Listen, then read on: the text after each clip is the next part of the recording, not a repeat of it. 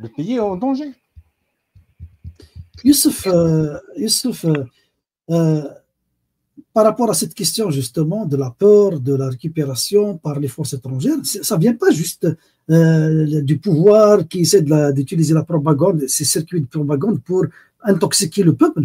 Ça vient aussi d'une partie de l'opposition qui pense que les questions géopolitiques, la lutte, c'est-à-dire qu'il faut d'abord, ils pensent comme s'il faut d'abord détruire l'impérialisme occidental qui est source de problèmes, de conflits en Palestine, Gaza, ceci, cela, et pour ensuite aborder la question algérienne en sécurité. C'est-à-dire qu'il faut d'abord abattre l'impérialisme occidental pour avoir la voie libre pour libérer l'Algérie de ce système dictatorial, libérer la Palestine aussi. Qu'est-ce que vous avez à répondre à ce discours qui participe à fragiliser justement les tentatives de manifestation et de réveil du peuple contre le système algérien?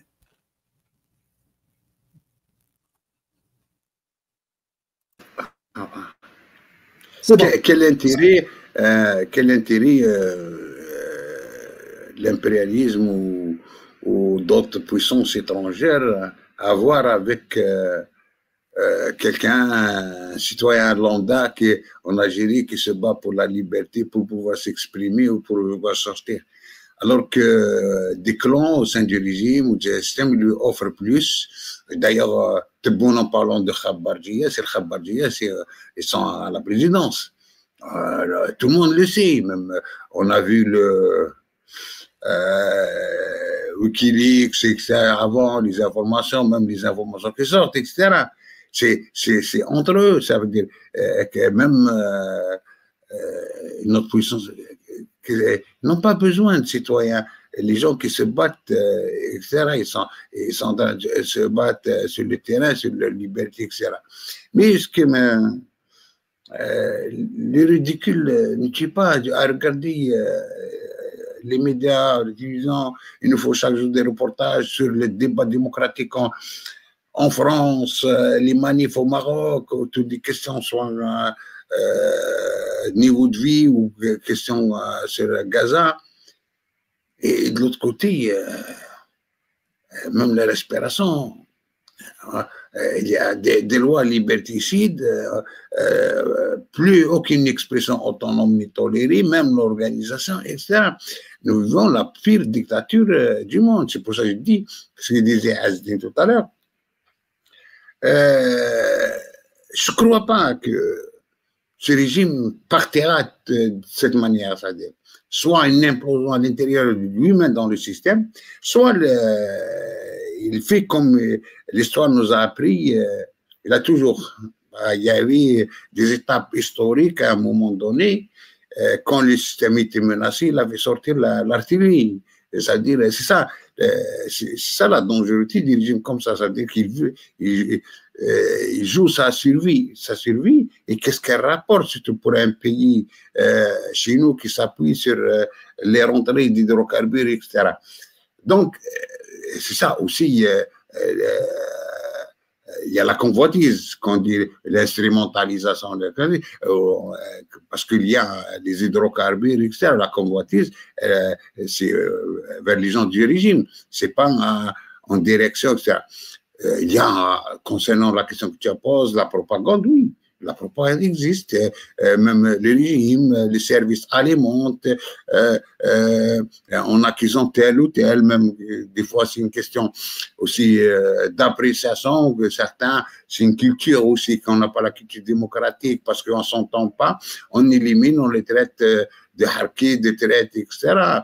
Ou comme tu dis, les gens qui posent la question, de l'impérialisme, il faut abattre l'impérialisme pour se libérer, ça n'était pas pendant la guerre de libération, il fallait se libérer pour pouvoir combattre l'impérialisme.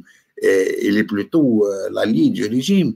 Quand on a vu l'impérialisme s'allier au peuple, l'impérialisme ne s'est jamais s'allier au peuple, il est l'allié du régime parce qu'il a ses intérêts avec les régimes. Et c'est le contraire. C'est dans une démocratie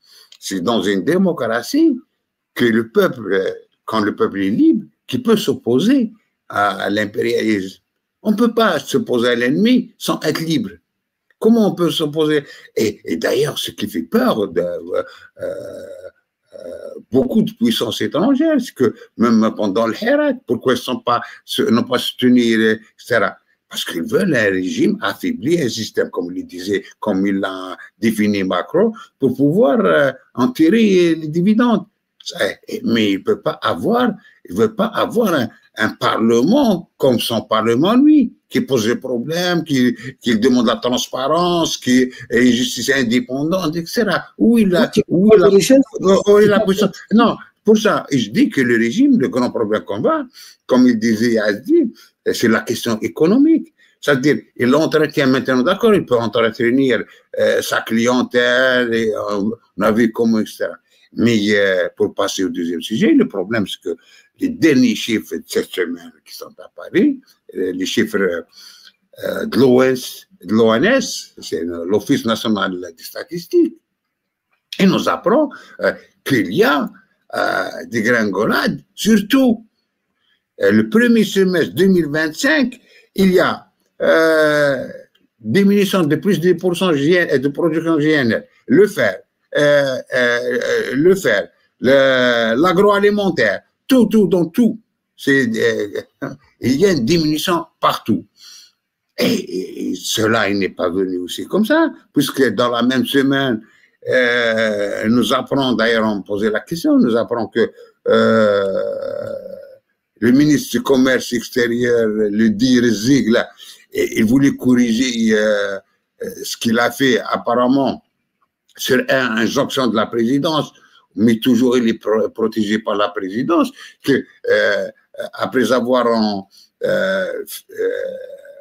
fait une circulaire le 9 juillet sur la question de bloquer les restrictions sur les importations, en même temps une application, c'est-à-dire l'application de la circulaire rétroactive à partir du 1er juillet concernant, en demandant aux importateurs, c'est vrai, les opérateurs économiques, surtout beaucoup plus les petites entreprises, de faire un programme de prévision d'importation semestriel qui commence à partir du 1er juillet, qu'il doit être avisé par le secteur respectif, c'est-à-dire le secteur de l'entreprise elle-même, et par un autre visa du ministère du Commerce pour pouvoir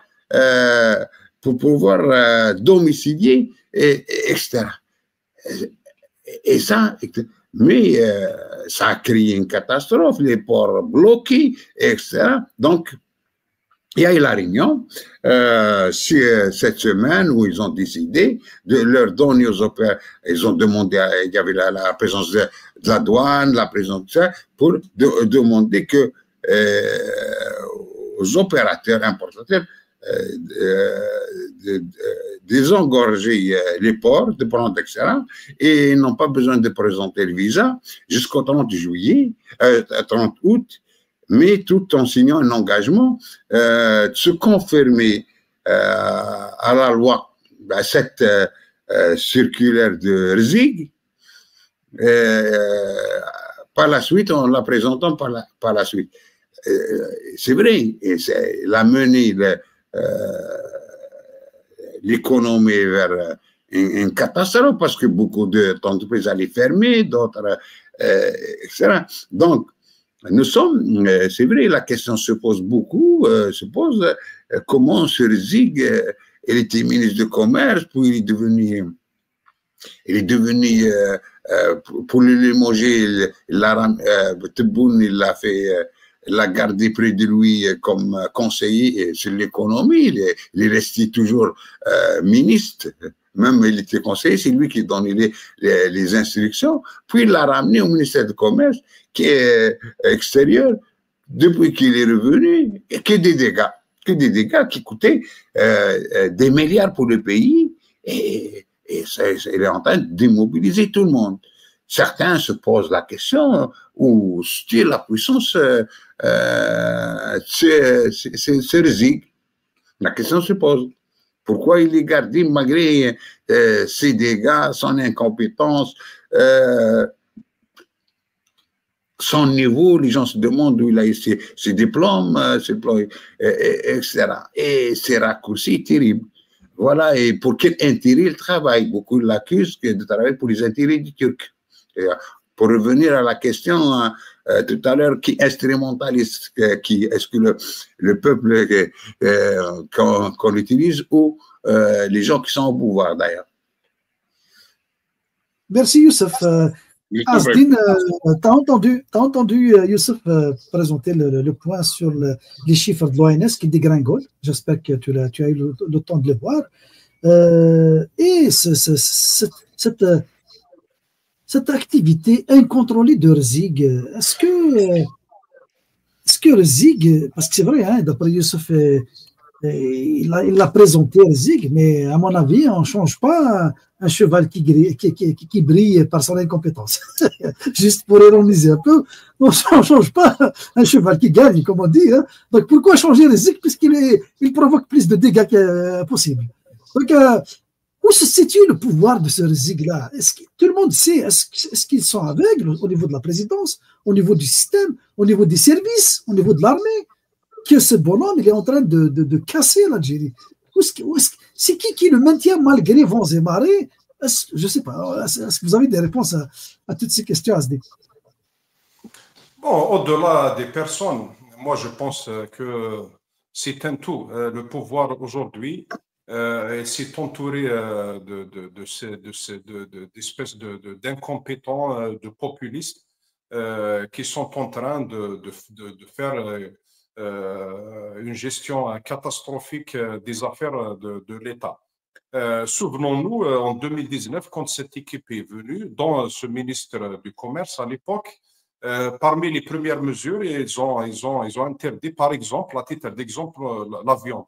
Ils ont interdit l'importation des viandes sous toutes ses formes, surgelées, sous vide, en carcasse, etc. Donc, qu'est-ce qui s'est passé pendant 2 ans, 3 ans? Le cheptel algérien, notamment au vin, a été décimé. Donc, les Algériens, ils ont consommé le mouton. Après, avec les fêtes de l'Aïd, etc., donc même ils ont consommé l'agnelle, qui est la brebis, qui était censée régénérer le cheptel. Donc, on s'est retrouvé dans une crise où la viande était hors de prix. Donc, qu'est-ce qu'ils font? On retourne à l'importation. Soi-disant, les statistiques n'étaient pas bonnes, etc. On avait les mauvais chiffres, etc. Mais est-ce qu'on a vu ce ministre qui a causé ce problème, qui a causé la catastrophe dans le cheptel ovin de notre pays? On était contraint cette année d'importer le mouton de la Roumanie. Est-ce qu'il a été mis devant ses responsabilités? Est-ce qu'il a été sur ce qu'il a fait? Non, il a été promu. Il est devenu conseiller à la présidence, puis dernièrement, il a été redevenu ministre, soi-disant, du commerce extérieur. Moi, je pense qu'il faut regarder le problème d'un autre angle. Tout dépend des réserves de change. Les importations de notre pays, elles dépendent du matelas que l'Algérie possède, notamment ce matelas qui est la réserve de change. Ils n'ont pas de stratégie, ils n'ont aucun plan, aucune vision, ils naviguent à vue. Ils ont besoin de cette réserve de change. Avant, comme l'a dit d'ailleurs, Mohamed l'a souligné un petit peu, ou Rzouk, je ne me souviens pas, avant on payait à l'intérieur, il faut déployer un plan social gigantesque dans le logement, maintenant c'est la location chômage, etc., pour acheter l'appui social. Et maintenant, c'est même à l'extérieur. Même à l'extérieur, vis-à-vis des Américains, il faut leur acheter des armes, il faut leur laisser l'accès libre aux richesses du pays avec la dernière loi scandaleuse sur les hydrocarbures, qui n'a jamais été débattue, j'ai oublié de le citer tout à l'heure. Donc, par rapport au Sahel, ils étaient obligés de débourser $1 milliard, soi-disant en Afrique, mais essayant encore de récupérer un peu d'influence, etc. Donc, le Liban pour le Moyen-Orient, etc., la Tunisie, on est tout le temps appelé à à mettre la main dans la poche. Donc, parce que c'est cette cause c'est la cause de l'isolement du régime à l'extérieur qui est en train d'être petit à petit abandonné par toutes ces capitales qui le soutenaient pendant des années pour des raisons bien connues. Donc, revenons à ces importations. Donc, cette année, ils ont vu que la réserve de change a chuté. Le budget de 126, la loi de finances qui a été portée sur 126 milliards de dollars, et il faut les avoir pour les dépenser. On parle que 2026, ça va être encore augmenté. Donc, il y a des institutions qui sont en train de prendre la part du lion dans ce budget-là à coût de milliards de dollars. Il faut financer tout ça. Donc, il crée des entraves et il crée de la bureaucratie comme ça pour ralentir l'importation. Mais avant, ça touchait, avec Algec, ça touchait la revente en l'état. Donc, tous les produits finis qui viennent et revendus tels qu'elles sont. Mais cette fois-ci, ils ont touché à la matière première. Soit-disant, il y a de la manipulation, de la revente de la matière première. On n'entre pas dans ces détails. Mais en tout cas, ne peut pas déstabiliser l'industrie, déjà qui était fragile par le pouvoir d'achat catastrophique, par la bureaucratie de l'importation déjà avant l'instauration de ces démarches-là. Donc déjà, c'était fragile. Moi, je parle avec des patrons d'usine. Il m'a dit, moi, pour que mon usine fonctionne, j'ai besoin plus de 1000 articles entre la pièce de rechange, la matière première, etc. Il m'a dit, s'il me manque un seul, je peux pas, ça ne fonctionnera pas et je ne peux pas arrêter une journée. Une usine qui emploie 300, 400 ouvriers ou plus, on ne peut pas s'arrêter une journée. On ne peut pas. Donc, voilà, tout est faux. Mais leur objectif principal, ils savent très bien, c'est pas, ils veulent limiter le transfert des devises à l'étranger. Ils veulent garder ce matelas, ils veulent garder la réserve de change pour pouvoir encore déployer ce plan social à l'intérieur et puis acheter de la légitimité, soit aux Américains ou maintenant les Russes, ils nous ont presque tourné le dos quand on voit comment les responsables des Émirats ont été reçus par Vladimir Poutine. Il a même proposé sa rencontre avec Trump aux Émirats. Donc, vous voyez, donc toute notre diplomatie est en train de prendre des échecs l'un derrière l'autre. Asdin, à l'intérieur, je ne sais pas si vous avez eu l'information, à l'intérieur, les services de douane qui ont bloqué des tonnes et des tonnes de marchandises dans les ports, maintenant, ils ont accéléré leur libération. Est-ce que vous avez entendu ça? Hein? Oui, c'est vrai. Oui, c'est vrai, ils ont libéré. Oui, c'est vrai, ils ont libéré. Pourquoi ils ont bloqué? Pourquoi ils les ont bloqués? Pourquoi ils les ont libérés? Donc, c'est les mêmes raisons pour lesquelles ils les ont libérés. Est-ce qu'ils ont réglé le problème ou c'est juste temporaire. Bon, c'est exceptionnel. Ils ont reporté la date pour le plan prévisionnel des 6 mois à venir. Je pense que Zog avait dit la fin du mois. Je pense que c'est pour le 13. La fin du mois, 30 août, avec 30 août, mais 30 août, ils ont pour désengorger les ports. 30 août, mais ils doivent signer un engagement de se confirmer, c'est à partir du 1er juillet, de se confirmer, ça veut dire aux règles du plan prévisionnel, ça veut dire, et chaque jeudi, ils vont donner un rapport. Les entreprises vont chaque jeudi donner un rapport sur l'évolution de la situation. C'est un peu ça. Mais il y a eu l'instruction donnée de désengorger les ports parce que c'était une catastrophe.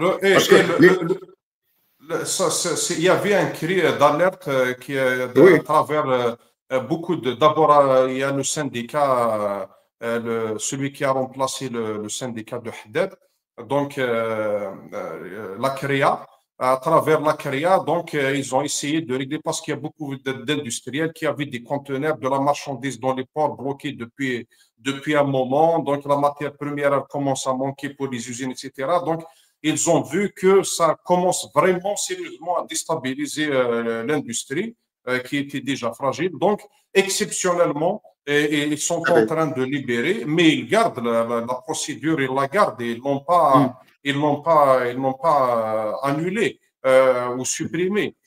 Donc, il y a toujours cette volonté de blocage. Moi, dans tous les pays du monde, pourquoi il n'y a pas d'autre solution que le blocage? Il faut trouver d'autres mécanismes pour l'importation, soit d'instauration de taxes, de droits de douane élevés, etc.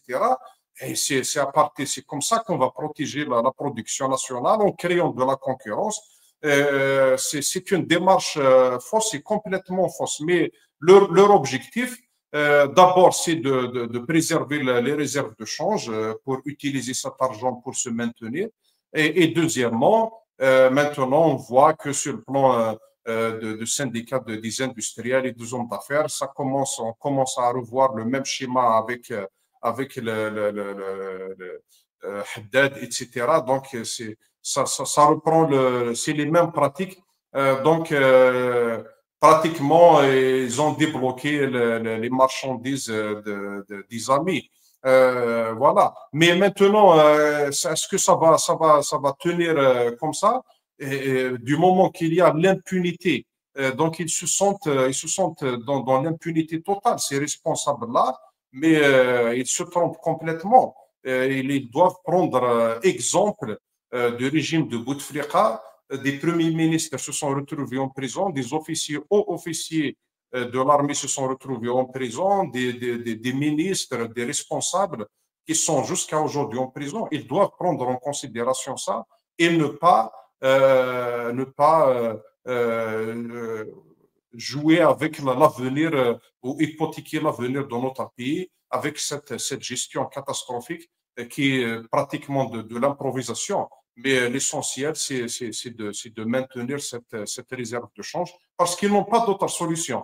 Tout ce qu'ils disent par rapport à la production agricole, à les exportations hors hydrocarbures, qu'ils donnent les chiffres. Le chiffre qu'ils ont donné l'année passée, c'était autour de 5 milliards de dollars.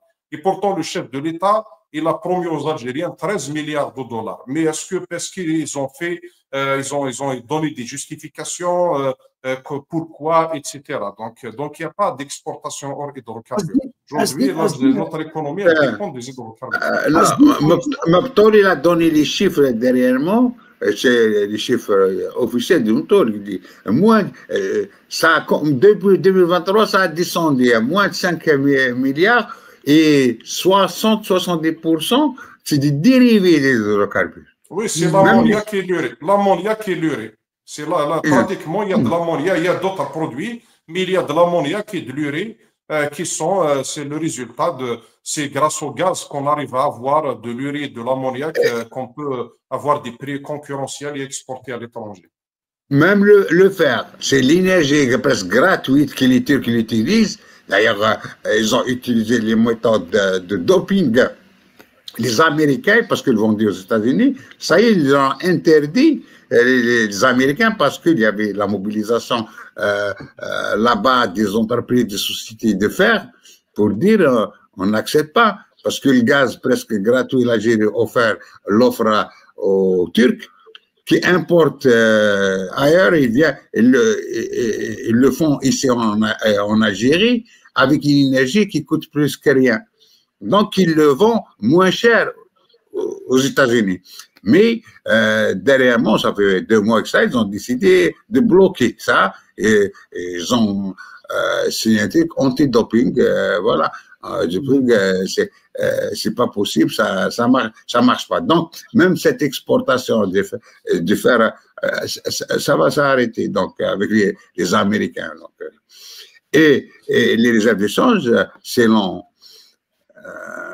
des sources crédibles, sont fondées, malgré le bonus dans les environs 70 milliards, mais ça c'était en décembre 2024, mais en juin, sont fondées.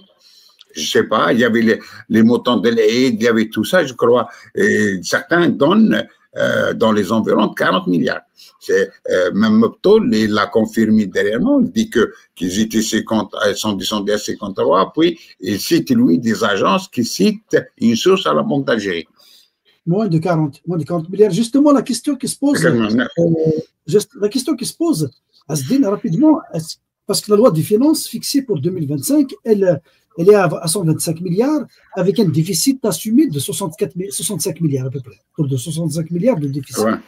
Est-ce que ça veut dire que les 65 milliards, le déficit, est-ce que les 125 milliards ne seront pas dépensés durant l'année 2025 pour réduire le déficit?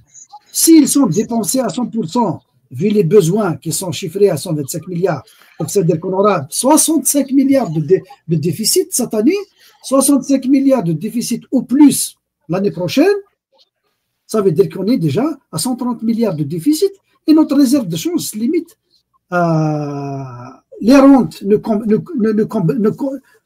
pas le vide et les réserves de change sont à 9,6. Alors comment vous imaginez d'où vient l'argent pour combler tout ça? Où est-ce qu'ils trouvent cet argent-là? La planche à billets. Vas-y. Dans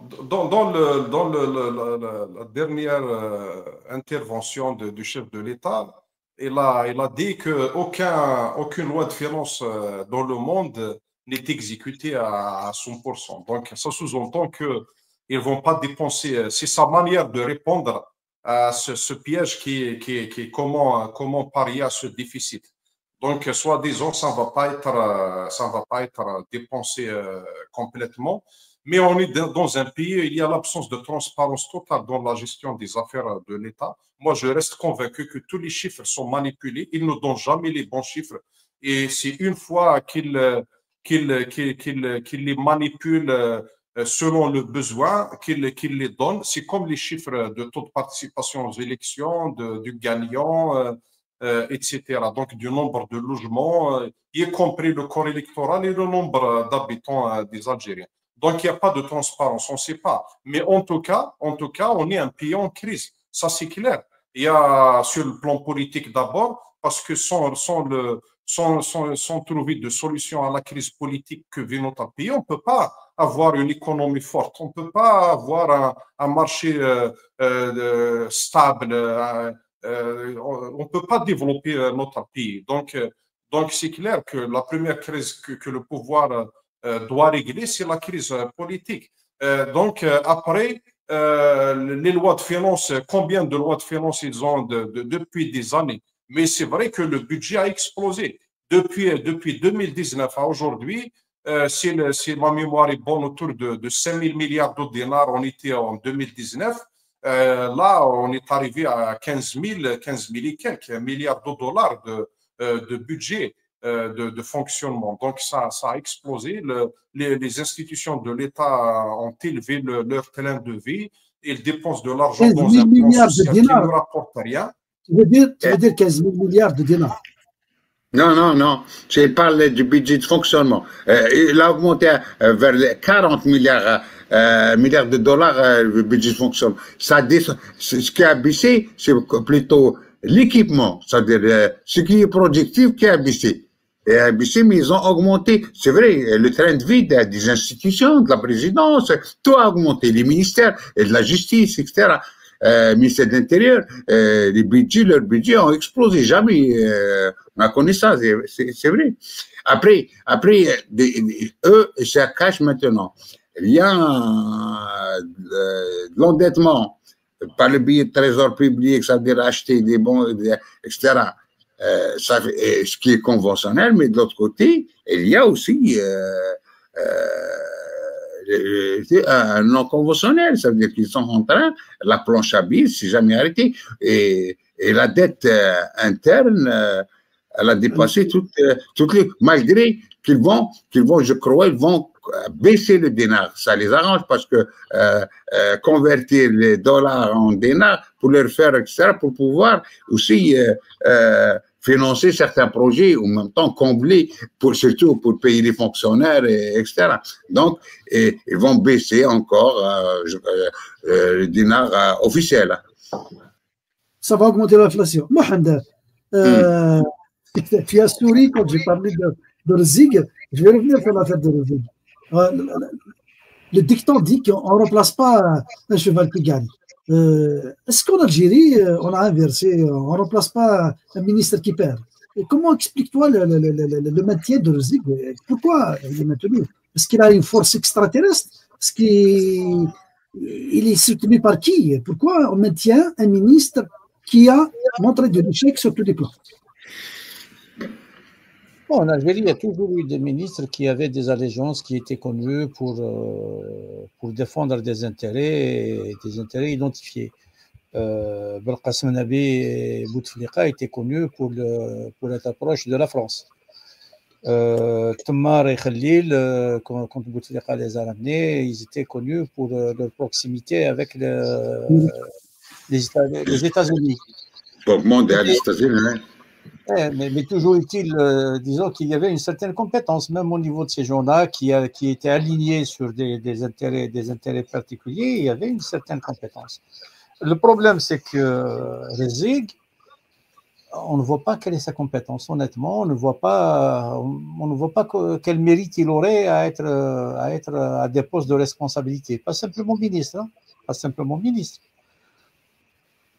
Les avis qui me semblent les plus crédibles, c'est ceux qui rattachent sa présence à l'influence turque.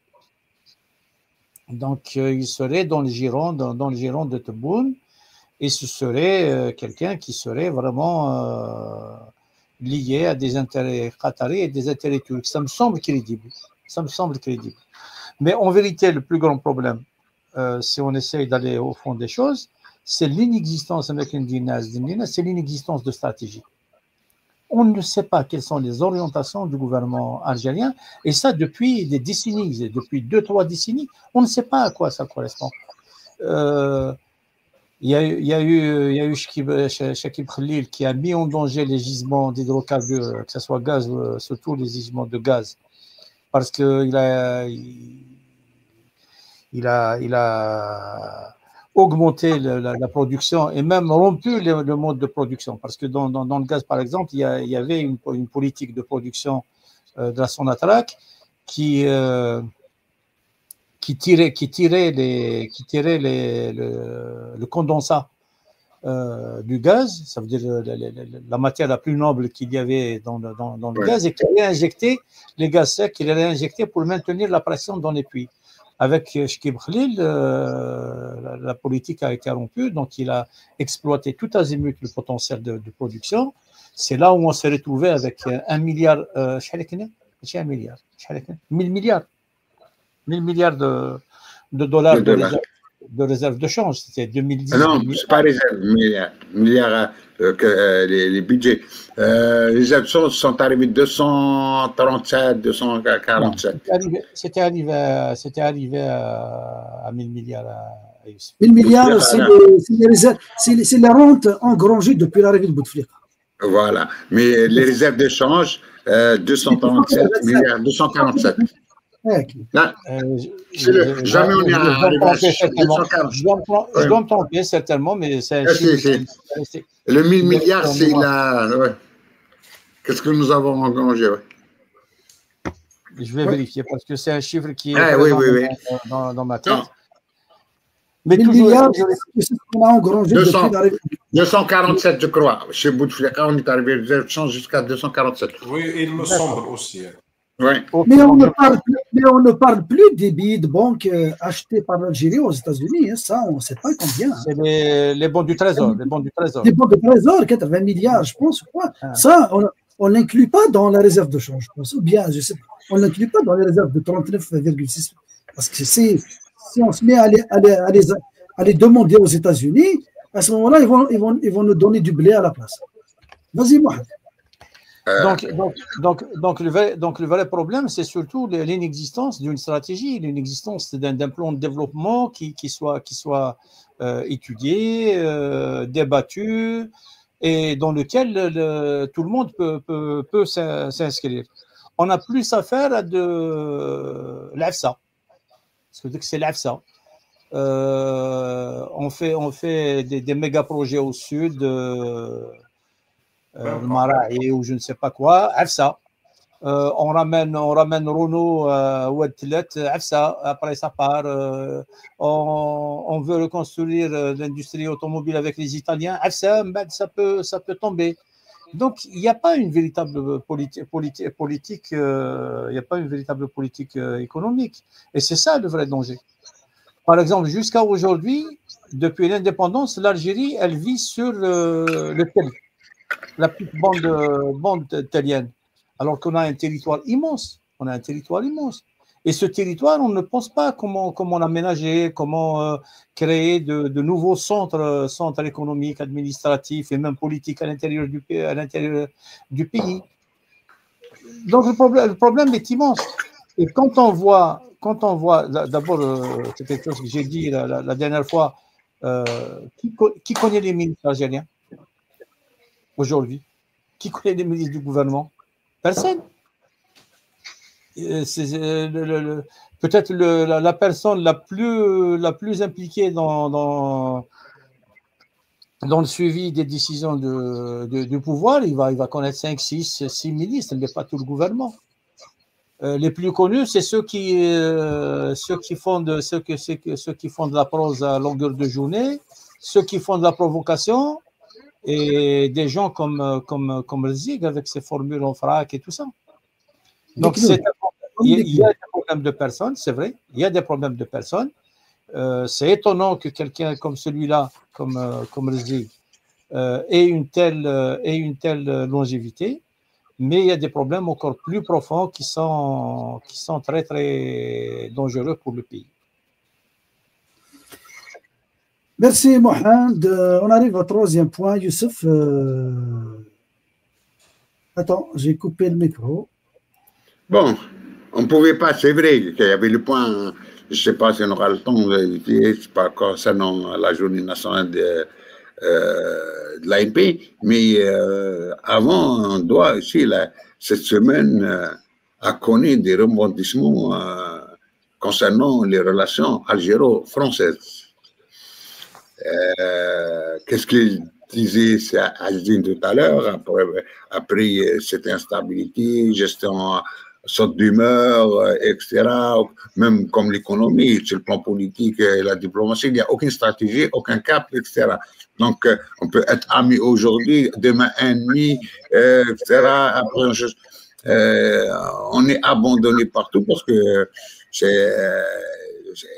c'est vrai, il n'y a pas de confiance, etc. Donc, dans ce climat, il y a eu le pouvoir algérien, il a joué tout le temps, ses médias, tout le temps sur, soi-disant, la contradiction entre Retailleau, le ministre de l'Intérieur, et Macron. Toujours, il a préservé l'État français et Macron, en s'attaquant à l'extrême droite, etc., qui serait à l'origine des problèmes de l'Algérie, même maintenant, même les manifestations sont l'œuvre de Retailleau.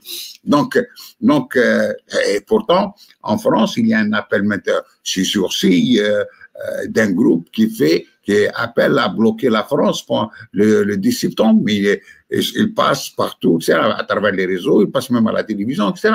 Mais dans un pays démocratique, il y a une expression, on n'a pas peur aussi parce que les gens peuvent parler, etc. On peut mesurer la capacité de mobilisation ou d'action. Donc, passons, Macron, pour mettre un trait à l'imaginaire de M. Tebboune, qu'il le considère comme ami, c'est Retailleau qui est rentré. Donc, il a instruit son premier ministre une lettre longue de trois pages où il lui demande d'abord, sur une question sur 3 points ou 4, sur la question des passeports diplomatiques, les détenteurs de passeports diplomatiques exempts de visa pour voyager en France il annonce, lui annonce la suspension de cet accord avec l'Algérie. En même temps, il l'enjoint de voir, son ministre de l'Intérieur, de voir avec les pays européens pour ne pas pouvoir, ça veut dire c'est même qui sont interdits de ne pas pouvoir passer par la Slovénie et un nouveau amour de Tebboune, donc pour ne pas passer par la Slovénie. Donc, et l'enjoint, c'est-à-dire même il y a un article 12, je crois, à Schengen pour demander, ça veut dire son activation pour interdire des personnes non désirables dans un pays pour ne pas rentrer dans l'espace Schengen. Ça, le deuxième point, il y a un point le plus important, il y a un point qui touche, c'est vrai, qui pénalise des milliers d'Algériens. Je crois que c'est des dizaines de milliers, parce que c'est celui du visa de long séjour, qui concerne plutôt les étudiants, les voyages de soins et les regroupements familiaux. Et la majorité des Algériens, leur visa, c'est beaucoup, qu'ils ont plus de 54%, c'est dans le cadre de voyage familial. Et l'installation familiale, ça veut dire, etc. Donc, ça, ils vont l'arrêter, il y a cet aspect. Il y a un troisième point. Attends, tiens. Donc, c'est lui. Enfin. Oui.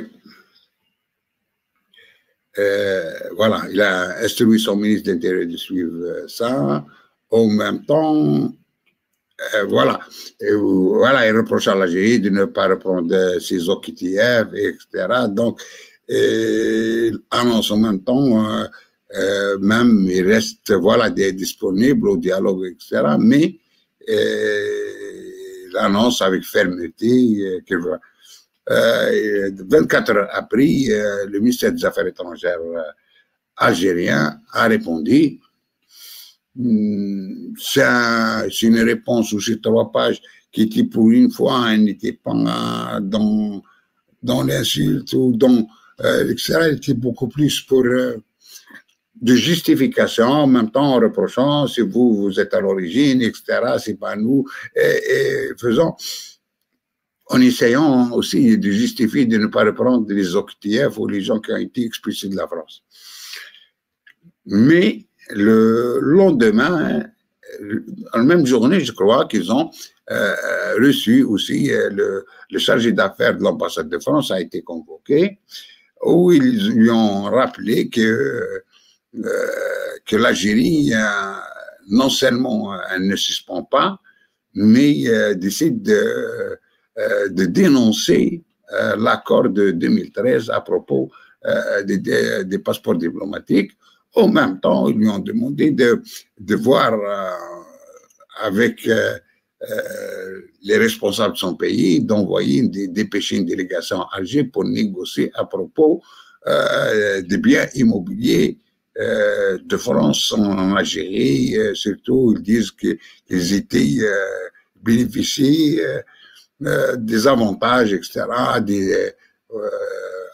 peu près de rien du tout, que leur a été loué, etc. Donc, c'est l'aide, etc. Donc, c'est ce point. En tous les cas, s'aventurer sur les questions des biens, je ne crois pas que, parce que même l'Algérie, ils ont séparé, ils ont 20 appartements, etc., ils ont des biens, ils ont des centres de vacances, etc.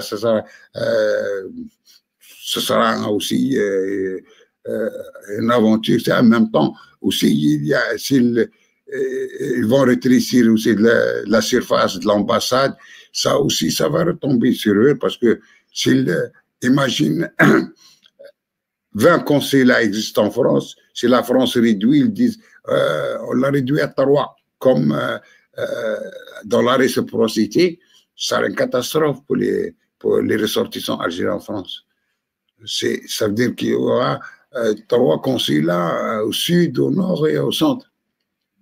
Ça c'est, je sais pas, mais le communiqué annonçant qu'ils ont reçu le chargé d'affaires, aussi, il laisse la porte ouverte à des négociations. Voilà. Merci Youssef. Je s'en prie. Asdine, histoire de guerre entre le pouvoir d'Alger et maintenant, ça inclut la présidence française. Avant, c'était la guerre avec Retailleau. Maintenant, c'est la guerre avec, même Macron s'est mis dans la partie, en exigeant la réduction de 30% des visas et puis de limiter les visas de court séjour et les longs séjours. Dans la tête de l'Algérien, actuellement, quel est l'impact sur l'Algérien, toutes ces mesures, comment vous voyez, vous êtes à l'intérieur, comment vous voyez, vous évaluez l'impact selon vos discussions avec les Algériens? Est-ce qu'il y a un impact réel sur les Algériens venant à partir de ces mesures prises par la présidence française? Oui, bien sûr. Pour la première fois. Avant c'était tous les officiels français qui abordaient la question algérienne parlaient séparer le régime du peuple. Ils ont toujours dit que les mesures elles vont toucher beaucoup plus les responsables et ça va épargner le peuple. Et là, ça commence à aller un peu plus loin. La suspension du visa D va concerner des milliers d'Algériens, des étudiants, ceux qui sont dans la procédure de regroupement familial, les artistes, les comédiens, ceux qui ont des visas de travail, décroché des contrats de travail, etc. Donc, toutes ces personnes-là vont être touchées par cette mesure. Et puis, quand on touche à l'immobilier, donc forcément, et l'instauration de visas pour les diplomates français qui vont se déplacer en Algérie, déjà, ils ont commencé à réduire le nombre de visas délivrés sous prétexte que les procédures elles vont limiter le nombre de fonctionnaires, etc. Donc voilà comment ça va toucher concrètement la population. Après, on revient à cette crise. Zog a bien fait de signaler. Le premier point que la lettre de Macron avait apporté, c'est mettre fin à toute cette propagande qui a été menée par les responsables algériens, par la presse algérienne pendant des mois, en disant que cette crise, que la relation algéro-française est prise en otage par une minorité d'extrême droite, de Retailleau, etc. Donc, le chef de l'État français, il a mis fin à ça, où il a dit, voilà, c'est l'État français qui est en train de mener cette politique. Après, cette crise a permis quand même, dans tout ça, a permis aux Algériens de découvrir d'abord l'utilisation abusive du passeport diplomatique et de mission, un passeport qui est de l'État algérien, qui normalement doit être l'image de l'Algérie sur le plan diplomatique, etc.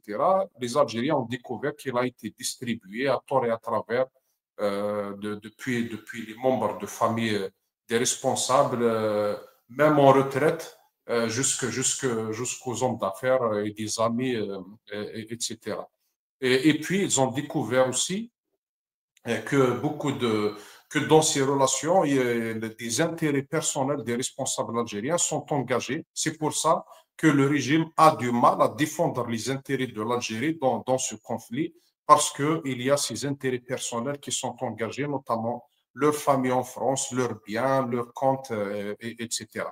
Mais cet épisode n'est que complication de la dégradation de la crise que vivent les deux pays. Et c'est de la naïveté de croire que c'est passager ou c'est un malentendu. La crise qui avait pris naissance depuis la reconnaissance de la France du plan marocain pour l'autonomie du Sahara, donc n'a cessé de se compliquer de plus en plus, et l'arrestation de Boualem Sansal est venue compliquer encore plus cette crise. C'est pour ça qu'aujourd'hui, pour trouver des solutions, ça va être difficile dans l'immédiat.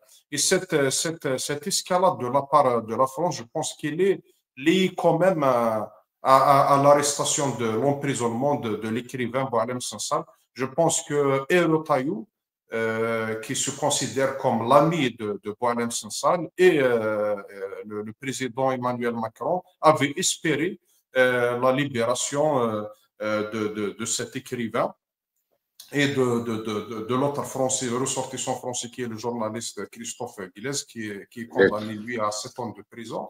Donc, ils avaient espéré obtenir leur libération. Et Alger a refusé de les libérer à plusieurs occasions. Donc, ça a abouti à cette escalade. Maintenant, la France, quand elle a décidé d'aller dans cette direction, moi, je pense qu'il y a une stratégie derrière. Nous, on était dans la réaction, on était dans la réciprocité, mais la France, quand elle avait décidé de se rapprocher du Maroc à travers le soutien à son plan d'autonomie, je pense qu'elle savait très bien que la réaction d'Alger serait ferme. Donc, ils étaient en connaissance de cause. Donc, il y avait cette volonté de changer de cap, notamment après ce qui s'est passé au Sahel, la perte d'influence de la France et de l'Algérie, parce qu'ils travaillaient étroitement, ils collaboraient étroitement au Sahel pendant des années, le temps où le terrorisme était l'actualité, était l'avant-plan de la scène du Sahel. Maintenant, après les putsch, etc., les choses ont changé. Les putschistes, ils ont besoin d'argent, ils ont besoin de plans de développement, ils ont besoin de milliards de dollars. Et l'Algérie n'a pas les moyens de financer des plans de développement dans le Sahel. Donc, c'est là où interviennent les capitaux émiratis et des pays du Golfe, notamment émiratis, à travers le Maroc, à travers les banques, etc. Donc, le Maroc était toujours là. Je pense que la France est en train de se redéployer en Afrique à travers Rabat. Donc, il y a une stratégie derrière et c'est pour ça qu'elle assume. Ça, c'est la première des choses. La deuxième des choses, la relation algéro-française, donc au-delà de cette stratégie, elle est aussi liée aux impératifs qui sont la politique intérieure, la scène politique intérieure française. On a vu la montée de la droite qui est une montée logique à la mode dans le monde entier. Donc, impossible que les relations algéro-françaises ne soient pas impactées par cette montée de l'extrême droite. Macron lui-même était obligé, au contraire, de s'ouvrir vers la droite pour pouvoir garder l'équilibre de son pouvoir, maintenir son gouvernement, pour élaborer, pour déployer son plan, etc. Donc, c'est dans ce contexte-là que les relations sont dégradées. Et aussi, pour ne pas oublier, les Algériens ont découvert que finalement, la France avait bénéficié de biens gratuitement pendant des années, à Alger notamment, ou ailleurs, on ne sait pas, moi, je n'ai pas les détails, mais en tout cas, il y avait de la gratuité donc, ils prenaient possession de ces lieux gratuitement. C'est des biens qui appartiennent à l'État algérien. Donc, finalement, il y avait beaucoup de largesse, beaucoup d'avantages. Et c'est cette crise des deux côtés, la France a tout fait pour comme on a dit, on a commencé au début de cette réponse. Donc maintenant, au-delà du régime, elle commence à toucher la diaspora et les Algériens qui sont à l'intérieur par les restrictions sur les visas, visa Schengen, de visiteurs, de touristes, et le visa D. Donc, cette espèce de crise que vit l'Algérie va coûter très cher au régime. Ce régime qui a été toujours soutenu par Paris. Souvenons-nous, quand après le Hirak, quand Macron est parti en Algérie, il n'a pas dit un mot sur les arrestations, sur les détenus d'opinion. Il était à Oran, il était à Alger, il a fait du tourisme, etc. Voilà, donc ils ont fini par comprendre que miser sur un régime qui porte dans ses gènes déjà sa faillite, il la porte dans ses gènes. C'est un régime qui n'arrive pas à trouver les ressources nécessaires pour convaincre, pour aller de l'avant, pour même maintenir cette propagande, maintenir cette espèce de système qu'ils ont essayé de recycler à travers Mujtama Madani, Mars de Shabab, etc. Tous ces trucs-là, en fait, ils recyclent toute le FLN, le RND, tous ces gens-là sont en train de les réorganiser, mais en fait, ça ne rapporte pas. Les Algériens boudent toujours les élections, ils boudent. On va revenir sur ça, Asdine. Tu as bien dit quelque chose, je vais bien profiter de ça. Ça va coûter cher au régime. Mohand. Attends, juste une parenthèse pour arrêter. La France se redéploie. Il y a une base qui s'est installée en Libye, Libye de Haftar, du côté du Niger. Ils sont en train de faire. Ils se redéploient au Golfe, avec l'Arabie Saoudite, etc. D'ailleurs, ils présentent le plan pour la Palestine. Et toute l'Europe presque, sauf Mélanie, qui reconnaissent, ils vont reconnaître l'État palestinien. Donc, même les Britanniques, etc., la France va le reconnaître.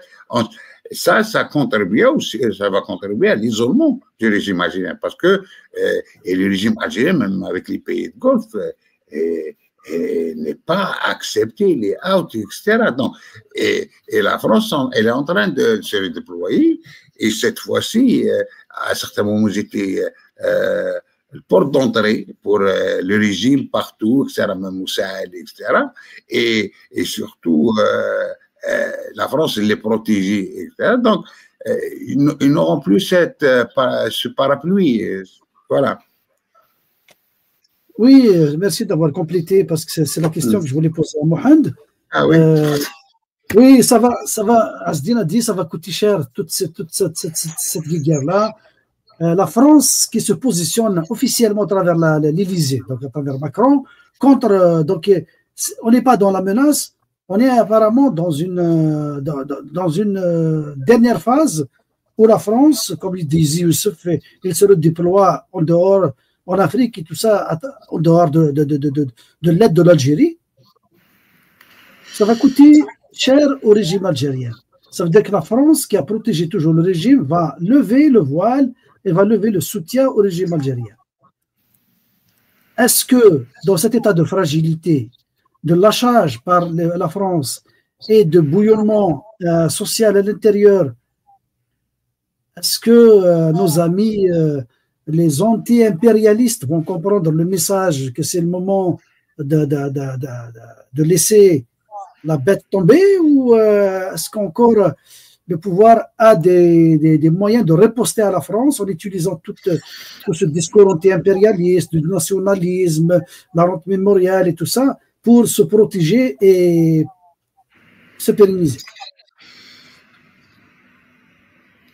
D'abord, Kamel, je voudrais reconnaître mon erreur tout à l'heure. C'est vrai que j'ai fait une confusion. Donc, c'est bien les réserves de change ont culminé en 2013 vers 200 milliards de dollars. Et elles se situent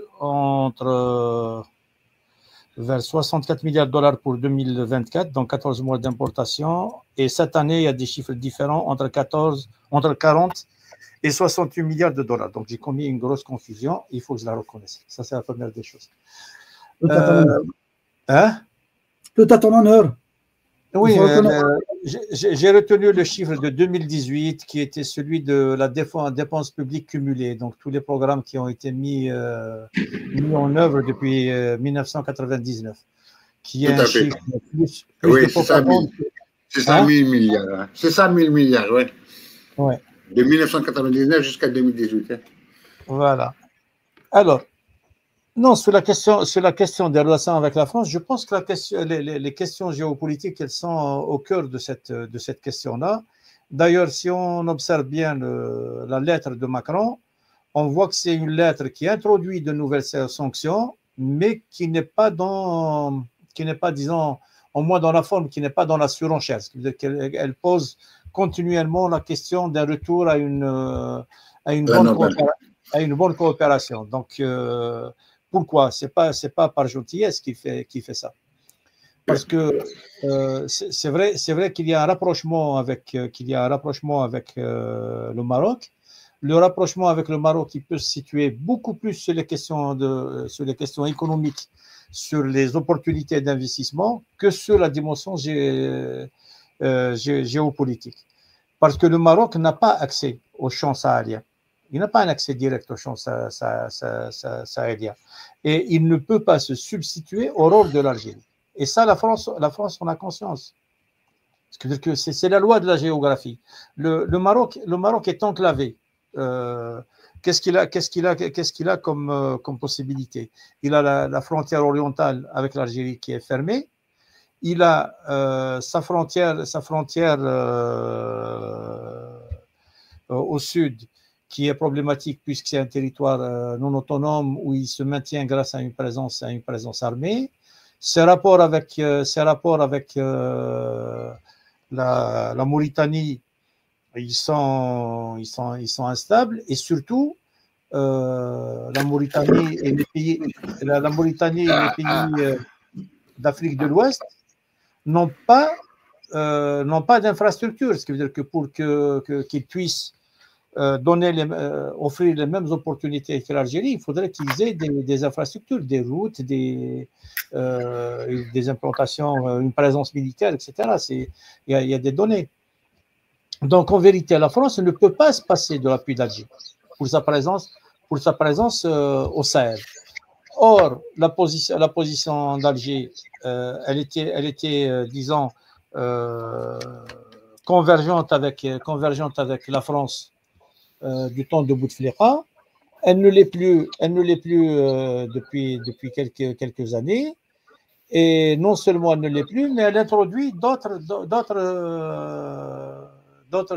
intervenants, donc les Russes, les Turcs, les Émiratis, ce qui rend l'équation très difficile. La France, elle ne peut pas admettre son élimination. Elle ne peut pas admettre son élimination de cet espace-là, qui est l'espace où elle a encore le statut d'ancienne puissance colonisatrice. Mais en même temps, elle ne peut y revenir qu'avec un soutien d'Alger.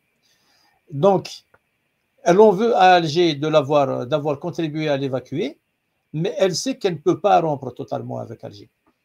C'est comme ça que je lis la lettre de Macron. Et le problème, là, je reviens à ce que j'ai dit tout à l'heure, c'est que le problème, c'est qu'Alger n'agit pas comme une entité homogène. Le pouvoir algérien n'agit pas comme une entité homogène. Ce qui veut dire qu'il y a des tiraillements au niveau du pouvoir algérien. Il doit y avoir encore des forces qui sont acquises à une vision, disons, réaliste. Parce que, on fait partie d'un sous-continent, et ce sous-continent, il est dans le bassin occidental, méditerranéen. Donc, les gens avec lesquels on doit avoir des échanges, des politiques de coopération ou de complémentarité, ils sont clairs. C'est notre géographie qui les détermine. Le Djiren. Donc, le Djiren, tu peux pas les ignorer. Le Henna, tu peux pas les ignorer. Mais le pouvoir algérien, il y a d'autres logiques. Il y a des logiques idéologiques. Par exemple, c'est ce qui pourrait expliquer la présence néo-ottomane dans notre espace. Et il y a aussi des gens qui seraient intéressés par une politique transactionnelle, puisque le mot il est à la mode, une politique transactionnelle avec les Américains. Ce qui explique par exemple le fait que les Algériens sont en charge de la remise en état du réseau électrique de Ahmed Chara. C'est la Sonelgaz qui s'occupe de remettre en état le réseau électrique d'Ahmed Chara. Et c'est ce qui explique aussi le don de 200 millions de dollars au Liban. Parce que les Américains, ils ont leur politique vis-à-vis des pays du Golfe. Au niveau des pays du Golfe, c'est en centaines de milliards de dollars qu'ils ramassent. Au niveau des Algériens, c'est des opérations en centaines de millions. Mais on ne peut pas expliquer, par exemple, le fait que Sonelgaz s'implique en Syrie, ou le fait que tout d'un coup, le président libanais débarque et reparte avec un chèque, si ce n'est pas une injonction, si on ne prend pas en compte que c'est une injonction américaine. Donc c'est vrai, c'est un jeu géopolitique très compliqué. Et comme Et comme nous connaissons en tant qu'État, on n'a pas une stratégie propre. On n'a pas une stratégie propre. On a des RIS au sens ottoman qui font la guerre au Maroc, alors que le Maroc c'est notre voisin, Nevrat Nougit c'est notre voisin, ce qui veut dire qu'il est là. Il n'y a pas de, ni l'Algérie peut déménager, ni le Maroc peut déménager. C'est un problème. C'est deux pays qui sont côte à côte et qui doivent déterminer comment est-ce qu'ils peuvent coexister, comment est-ce qu'ils peuvent coopérer. Il est fermé ton micro, Youssef. Comment est-ce qu'ils peuvent... C'est ça. C'est la seule chose par rapport au Maroc qu'il garde une cohérence. Sinon, tu regardes, tu as cité les 200 milliards pour le sud de Liban. D'ailleurs, 200 millions. D'ailleurs, la seule chose, ils savaient, d'ailleurs, le plan du pays de Golfe, etc., pour aider, pour reconstruire le sud Liban, le plan auquel, comment s'appelle, Joseph Aoun a adhéré le président, c'est de désarmer la résistance. Et les Algériens, le discours qu'ils le servent à Alger, c'est pour aider la résistance au sud du Liban. Alors ça, c'est contradictoire. Je dis qu'il y a une cohérence par rapport au Maroc, selon la logique. Mais par ailleurs, on a une politique saut d'humeur, ça veut dire à chaque fois, à chaque jour. Il y a une incohérence totale. Aux Arabes, quand il y avait les deux derniers sommets de la Ligue arabe, ils nous ont fait des mises en scène. On dirait qu'ils sont revenus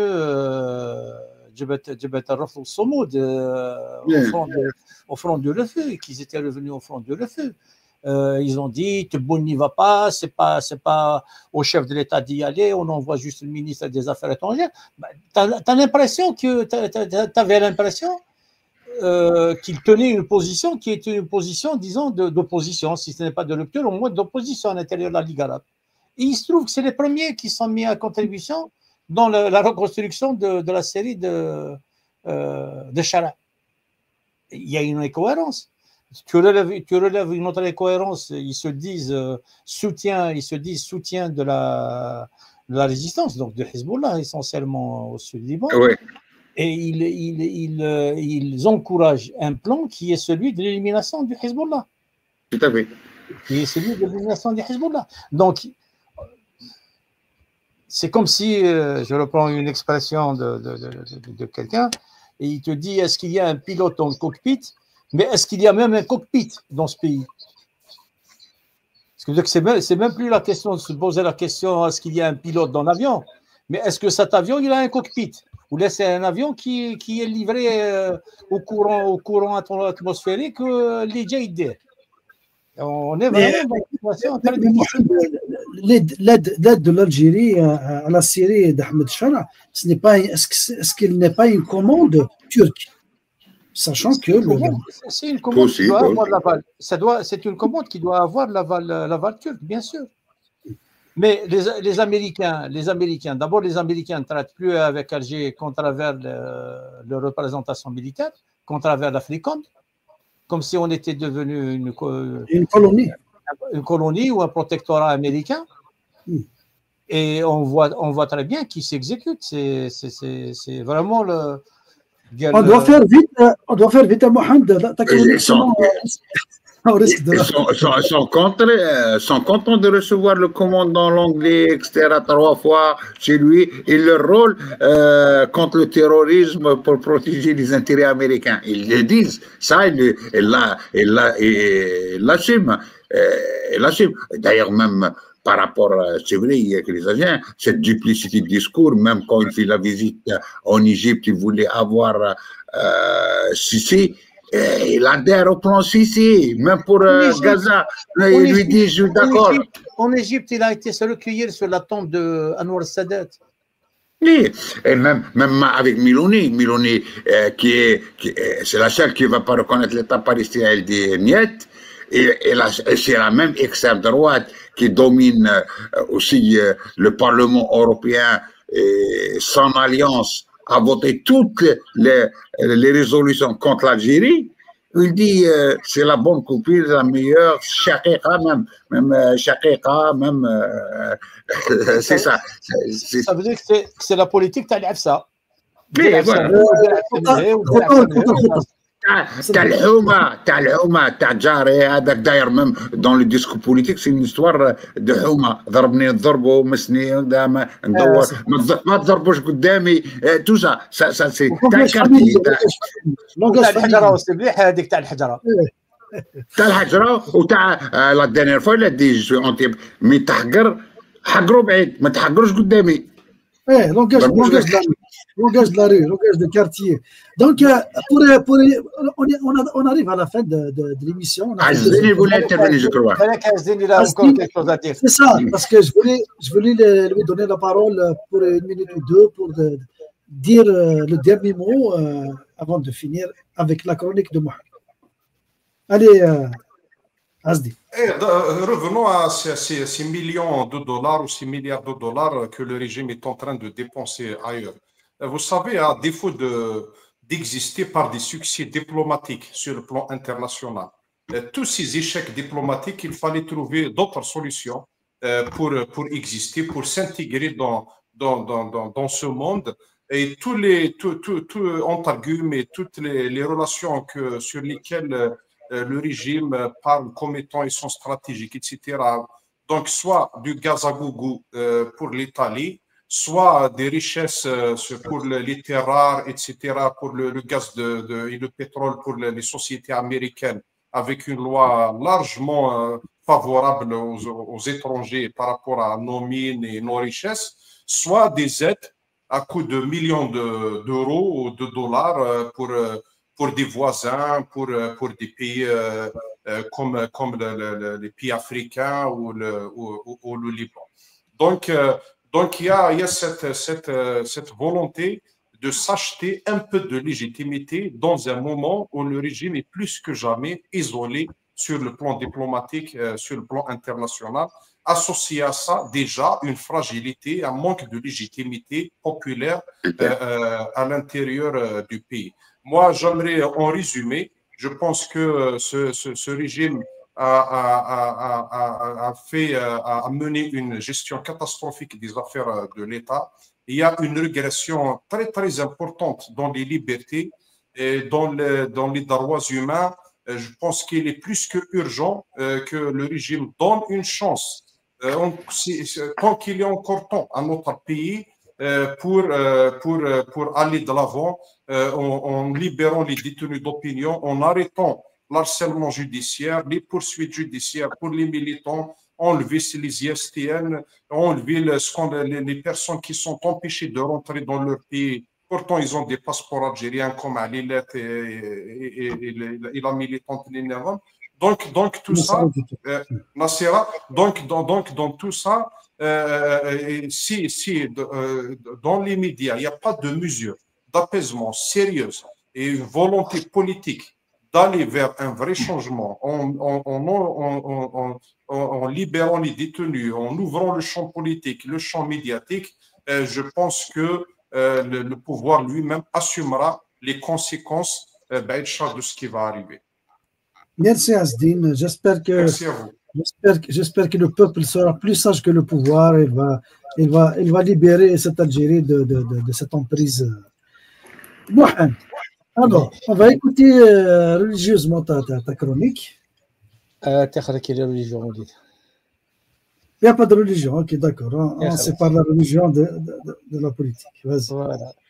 Moi, je veux revenir c'est un petit complément à une précédente chronique. Donc, c'était la chronique à l'occasion du 30e anniversaire du ACE. Donc, c'est un petit complément. Donc, je l'intitule nous sommes de cette mémoire. Donc, comme dans la précédente chronique, je dis nous sommes des gens simples que le peu peut contenter. Ce peu, parfois, prend la forme d'un geste symbolique. Un espace ouvert, une parole prononcée, une image exposée. L'initiative récente du musée central de l'armée, en mettant en lumière une histoire amazigh longtemps confinée en marge, fait partie de ces gestes. qui oblige à regarder de plus près. Non pour se contenter des apparences, mais pour lire les signes d'un possible basculement. C'est pas ma journée assez. Car il faut rappeler que l'injustice ne date pas d'hier. Depuis 1930, date à laquelle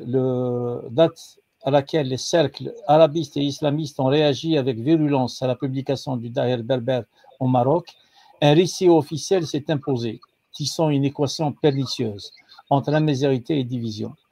Ce récit prolongé dans le mouvement national, puis après l'indépendance, a relégué notre histoire. Il y a un micro qui est ouvert. Alors. D'accord. Alors, où est-ce que j'en étais? Ce récit prolongé dans le mouvement national, puis après l'indépendance, a relégué notre histoire plurimillénaire à un arrière-plan folklorique, comme si les royaumes numides, les confédérations médiévales et les résistances populaires ne constituaient pas les pierres d'angle de l'édifice national. Aujourd'hui, voir l'armée ouvrir les portes de son musée à cette mémoire n'est pas rien. L'armée gardienne jalouse de l'édifice étatique tel que défini par des décennies d'idéologie monolithique choisit de montrer que Massinissa, Jugurtha ou Yuba ne sont pas de simples figures régionales, mais des repères fondateurs de la souveraineté et de la stratégie. Elle inscrit, fût-ce timidement, la continuité amazigh dans le patrimoine commun, comme pour rappeler que l'Algérie n'a pas été inventée au 7e siècle ni en 1962. Mais qu'elle plonge ses racines bien plus loin. Est-ce le signe d'une réparation qui commence? Peut-être, à condition que l'on cesse d'instrumentaliser l'histoire selon les besoins du moment et que l'on admette enfin que Tamazirt n'est pas une concession, mais une évidence. Les décennies passées ont montré combien les gestes symboliques peuvent être suivis de recul. Le drapeau amazigh porté par des jeunes manifestants a été criminalisé. Les débats sur l'enseignement et la généralisation de la langue restent corsetés par des considérations politiques plus que pédagogiques. L'histoire nous avertit, toute reconnaissance fragile peut être balayée par un retour de flamme idéologique.